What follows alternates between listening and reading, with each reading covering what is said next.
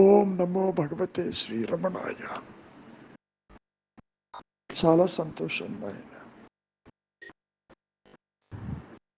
ఈ మాయలో ప్రతి ఒక్కరికి, పుట్టిన జీవికి, ఈ చరాచర సృష్టిలో ఒక భయం ఉంటుంది. అదే మృత్యు భయం. ఎక్కడ చనిపోతానేమో, చనిపోతే నా గతేమిటి అన్నటువంటి భయం ఉండి తీరుతుంది. పశుపక్షాదులు సహితము, క్రిమి కీటకాదులు సహితము తాము బ్రతికి ఉండటానికి విశ్వ ప్రయత్నము చేస్తూ ఉంటాయి. ఈ సందర్భంలో దక్షిణ భారత దేశం నుంచి హిందీని బాగా మాట్లాడేవారు ఒకరు అడుగుతున్నారు రమణ మహర్షుల వారిని. ఏమని అడుగుతున్నారు? ఈ భయం ఉన్నదే మృత్యు భీతి ఏ విధంగా తొలగేటట్లు చెయ్యాలి? అది తల ఎత్తకుండా ఉండాలంటే ఏం చెయ్యాలి అంటూ ఎంతో వినమ్రంగా రమణ మహర్షుల వారిని అడగటం జరిగింది. దానికి వారు, అసలు నీవు మృత్యువును, దాన్ని గురించినటువంటి చింతన తలపోయక ముందు, ఆలోచించక ముందు అసలు నీవు పుట్టినావా అది తెలుసుకో. పుట్టినవాడే మరణిస్తాడు. నిద్రలో నీవు ఇంచుమించుగా మృతుడవే కదా, మరి మరణాన్ని గురించి నీకు మరి భయం ఎందుకు? ఈ సందర్భంలో కృష్ణ పరమాత్మ భగవద్గీతలో కూడా ఈ విషయాన్ని చెప్పటం జరిగింది. పుట్టిన దానికి మరణము తప్పదు, మరణించినది తిరిగి పుట్టక తప్పదు. ఏది పుడుతున్నది, ఏది మరణిస్తున్నది అనేది నువ్వు విచారం చెయ్యి. ఇక్కడ ఎన్ని రకాలుగా చెప్పుకున్నా ఈ మాయాజీవుడు దేహం పుట్టుక తన పుట్టుక అనుకుంటున్నాడు. అంతేకాదు, నిద్ర లేచినప్పటి నుంచి పరిసరాలను చూస్తున్నప్పుడు తనలాగే ఇతరులు కనపడుతున్నారు. వారు కూడా పుడుతున్నారు, నశిస్తున్నారు. తన కళ్ళ ఎదుటే అది జరుగుతున్నట్టు తాను గ్రహిస్తున్నాడు. అందుకని రేపు ఈ దేహం కూడా అంతే కదా. మరి ఇటువంటి మృత్యువు నుంచి, మరణాన్ని నుంచి తప్పుకునే మార్గం ఏదైనా ఉన్నదా? ఏ విధంగా తొలగిపోతుంది అన్న ప్రశ్న ప్రతి ఒక్కరిలోనూ ఉంటుంది. ఆ పృచ్ఛకుడు ఇందాక నుంచి మహర్షుల వారితో మాట్లాడుతూ, నిద్రలో ఏ స్థితిలో ఉంటామో నాకేం తెలుసు. అయితే ఈ ప్రశ్నలు నీవు నిద్రలో అడుగు, మెలకువలోనే నిద్రాస్థితిని స్మరిస్తున్నావు. అప్పటి స్థితిని జ్ఞప్తికి తెచ్చుకుంటూ నేను మరి హాయిగా నిద్రించానని అంటున్నావు కదా. ఎవరైనా నిద్రలో సుఖం లేదని చెప్పమని చూద్దాం. ప్రతి ఒక్కరూ కావాలని చక్కగా పాన్పు వేసుకుని పక్కపరుచుకుని దేహాన్ని అక్కడ వదిలిపెట్టి నీవుగా మరి కారణదేహంతో వృత్తిరాహిత్యమై నిలిచి ఉన్నావా లేదా? నిద్రాస్థితిలో నిద్ర సుఖంగా లేదని చెప్తావా? అది నీ సహజత్వం. అంటే ఆలోచన లేని, ద్వైతము లేని ఉన్నటువంటి నిద్రాస్థితి సుఖప్రదమని ఒప్పుకుంటావా లేదా? అయినా నీవు అడుగుతున్నావు. అటువంటి స్థితిని, ఆ దశను సమకూర్చటానికి సాధన ఏమైనా ఉన్నదా చెప్పమంటున్నావు. నాయన, ఒక విషయాన్ని బాగా గుర్తుపెట్టుకో. ఈ అంతఃకరణ ఉన్నదే, దీన్నే మాయాకరణం అని కూడా అంటాం. ఇది ఉనికి లేనిది, మాయాజనితము, లేనిది ఉన్నట్టుగా కనపడుతుంది. ఇక్కడ ఇతర స్థితుల్లో అన్నిటిలోనూ ఈ అంతఃకరణ అందరికీ పరిచితమే.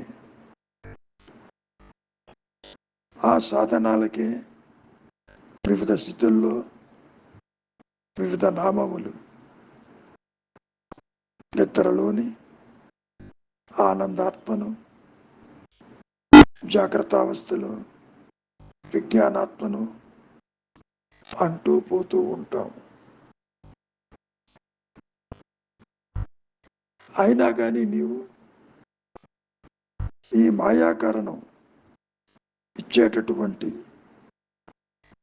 సుఖాన్ని, ఆనందాన్ని నాకు అర్థమయ్యే రీతిలో ఒక చిన్న ఎగ్జాంపుల్ చెప్పండి. సరే, ఈ విధంగా తీసుకో. నీవు హాయిగా ఏ ఇబ్బంది లేకుండా సుఖంగా నిద్రించానని ఎలా అనగలుగుతున్నావు? నీవు ప్రశ్నించు. నీ సుఖాన్ని నిరూపించే అనుభవం నీకు ఉన్నది కదా, లేదంటావా? నిద్రలో ఆ అనుభవమే ఒకవేళ లేకపోతే ఈ జాగ్రత్త అవస్థలో దాని యొక్క స్మృతి, దాని అనుభవం నీకు ఏ విధంగా ఉంటుంది? ఒక్కసారి పరిశీలించు. నిద్రలో ఉన్న నీవే ఇప్పుడు మాట్లాడుతున్నావుగా. కనుక నువ్వు ఎన్ని చెప్పినా నువ్వేమంటున్నావు? ఇంకా నాకు అర్థం కావటం లేదు, అవగతం కావటం లేదు. నాకు అర్థమయ్యే రీతిలో ఇంకా చెప్పమని అడుగుతున్నావు. దానికి మహర్షుల వారు దాన్ని ఏ విధంగా వర్ణిస్తాము? మనస్సా అక్కడ లేదాయా? ఈ మనస్సుకి తెలియదాయే? దాన్ని వర్ణించేది ఎట్లాగు? ఒక పంచి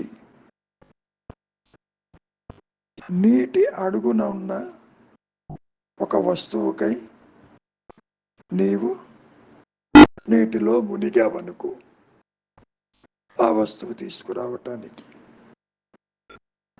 అది దొరికిందని బయటికి వచ్చి కదా నీవు అంటావు. ఆ నీళ్లలో మునిగి ఉన్నప్పుడు ఏమీ అనవు కదా. నీకు అక్కడ ఉన్న వస్తువు ఉన్నదని తెలిసినప్పటికీ మాట్లాడే అవకాశం అక్కడ లేదు కదా.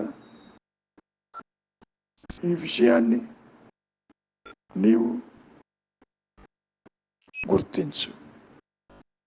నీ అనుభవం కూడా అదే కదా. నీవు నిద్రలో ఏముందో తెలియదన్నావు.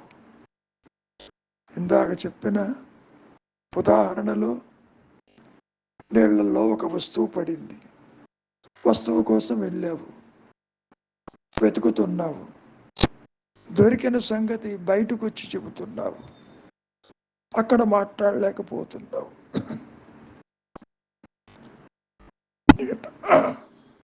నీట మునిగిన వాడు మాట్లాడగలడా?